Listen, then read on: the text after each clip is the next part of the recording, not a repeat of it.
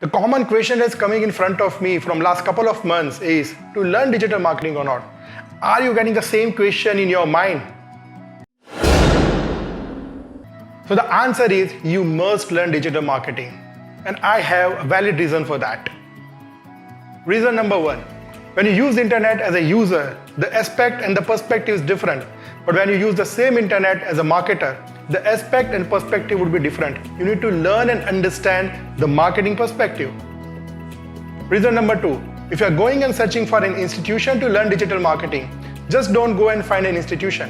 Try to find a mentor, because only mentor can guide you and only mentor can take you to some level. Reason number three, if you are working very well with the mentor, if you are learning very well with mentor, then definitely your mentor will keep upgrading you with the industry, new upcomings and all the updates that is very important and essential for your growth. So guys, just go and find your mentor. Thank you so much for watching this video.